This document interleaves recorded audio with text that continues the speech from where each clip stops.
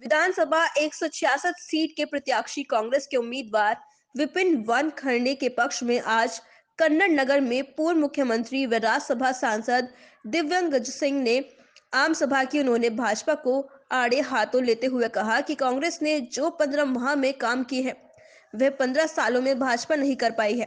उन्होंने शिवराज सिंह को मामू की उपाधि भी दी है और कहा है कि मामू कहते हैं कि मेरा नाम लेने से उन्होंने नहाना पड़ता है, तो स्वच्छ रहिए और नहाते रहिए, ऐसा दिव्यंग सिंह ने कहा। उन्होंने भाजपा को आड़े हाथों लेते हुए कहा कि शिवराज सिंह जब मुख्यमंत्री नहीं थे तब उनके गांव में एक भी डंपर नहीं था, लेकिन आज शिवराज सिंह के गांव में 2500 डंपर है। आपके बीच में रहना चाहता है, उसको चुनना चाहते हो। आपको याद है कि विपिन वानखेड़े जी 365 दिन आपके साथ रहते हैं, आपके बीच में रहते हैं। और अभी जो उम्मीदवार आए और भारतीय जनता पार्टी के जो नेता आए वो केवल 35 दिन तक है। 3 तारीख के बाद ढूंढोगे तो आपको याद है, आप जानते हो कि कोई मिलने वाला नहीं है। और इधर देखिए कि जो मंच पे विराजमान है ये सब लोग आप जब ढूंढोगे जहाँ मिल जाएंगे, लेकिन भारतीय जनता पार्टी में जो प्रचार करने आए हैं वो 3 तारीख के बाद आपको मिलने वाले नहीं है। ये मैं आपसे हाथ जोड़ के प्रार्थना करना चाहता हूँ। साथियों, भाई बाबूलाल जी यादव का प्रेम जो उमड़ रहा है, बहुत चिंतित है कि दिग्विजय सिंह प्रचार क्यों नहीं कर रहे।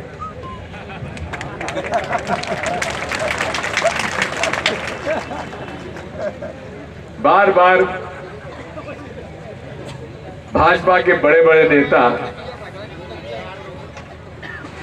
मेरा नाम लेकर एक तरफ तो कहते हैं शिवराज उर्फ मामा उर्फ मामू,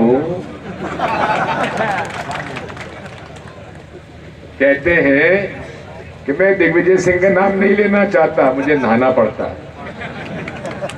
तो अच्छा है, स्वच्छ भारत में बार बार नहाओ तो बार बार नाम लो। चिंता करते हैं कि दिग्विजय सिंह क्यों नहीं प्रचार कर रहे। मैं उनसे कहता हूं कि जो अखाड़े का अच्छा पहलवान होता है वो जब तक पहलवानी करता है अखाड़े में करता है, और जब हम इस उम्र में पहुंच जाते हैं तो उस्ताद हो जाते हैं। ये जितने मंच पे बैठे उसमें से आधे ज्यादा मेरे शागिर्द हैं। एक बेटा और शागिर्द बीमार पड़ गया।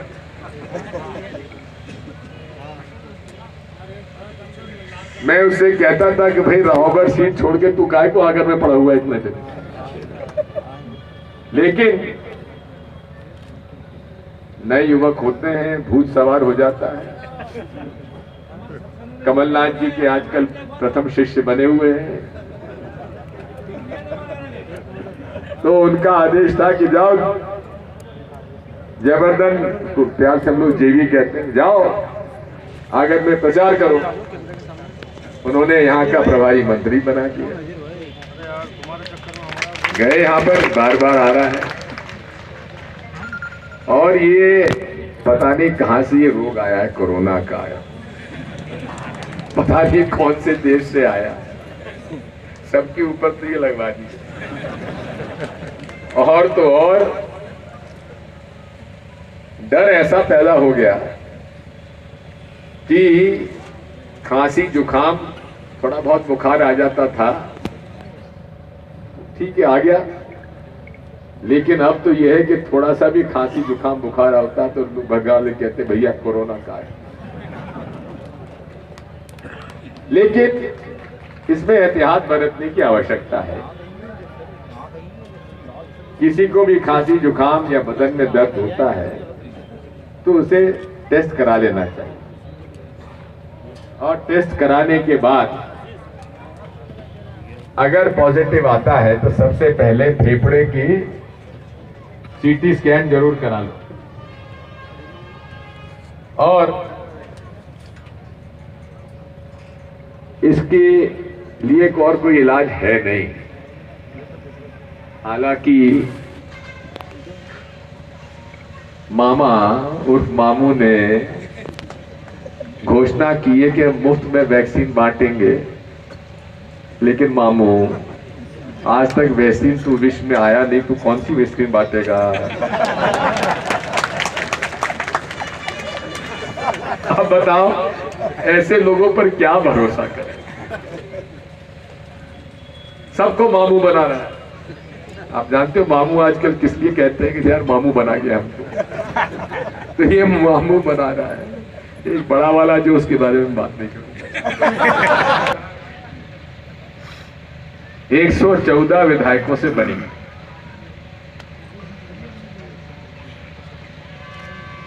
दुर्भाग्य से आगर के भाजपा के माननीय विधायक ऊंटवाल जी का दुखद देहांत हो गया। हम उनके प्रति संवेदना व्यक्त करते हैं।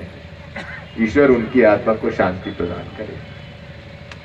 एक कांग्रेस के विधायक जोरा के उनका देहांत हो गया, और एक हमारे ब्यावरा के गोवर्धन डांगी जिन्होंने मेरे साथ नर्मदा जी की परिक्रमा की, उनको बुखार 3 दिन तक आता रहा। उन्होंने अपना टेस्ट नहीं कराया। उनका भाई को कैंसर का इलाज कराने के लिए वो मुंबई चले गए और वहां से लौट कर आए, तब तक उनके फेफड़ों में 80% तक कोरोना आ चुका था।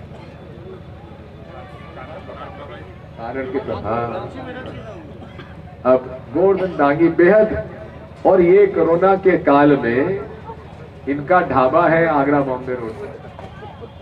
पूरे समय जो लाखों मजदूर निकले उनको भोजन की व्यवस्था कराने की जवाबदारी हमारे गोवर्धन डांगी जी के पास थी।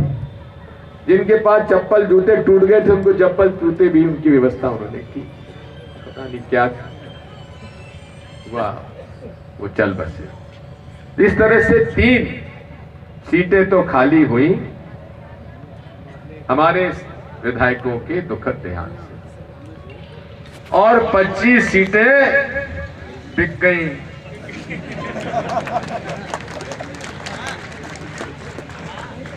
मामू का एक भाषण हुआ था सांवेर में कि हमें तो केंद्र का आदेश हो गया है, सरकार गिराओ, नहीं तो ये हमारे नाथों के नाथ कमलनाथ जो है बर्बाद कर देंगे। क्यों बर्बाद कर देंगे? क्योंकि मामू के 15 साल में जो काली कमाई हुई है सब उजागर होने लगी थी। सरकारी जमीनों पे बिल्डिंगें ठुक गई, सरकारी जमीनों पर कॉलोनी कट गई, सरकारी जमीनों में भारतीय जनता पार्टी के लोगों ने कब्जा कर लिया, सब पुल खुलने लगी और कमलनाथ जी ने चाबी घुमाना शुरू कर दिया। रेत की खदानों में जिनके पास टूटी साइकिल नहीं थी उनके पास बड़ी बड़ी गाड़ियां पहुंच गई। मामू के गांव जैत में, नर्मदा किनारे है, हम गए थे नर्मदा परिक्रमा में, हम भी गए थे जैत। वहां जब तक मामू मुख्यमंत्री नहीं बने थे तो जैत में एक भी डंपर नहीं था, एक भी ट्रक नहीं था। 40-50 घर की बस्ती है। आज मामू के परिवार के पास लगभग 250 डंपर है, 250। और पहले 4 डंपर खरीदने के लिए मामू ने झूठे फॉर्म भरवाए और हमारी बहू साधना का पता रीवा का लिखवा दिया। हमारी बहू है, पूरा सम्मान उसका हम करते हैं, लेकिन मामू ने सम्मान नहीं किया जो घर का पता दे।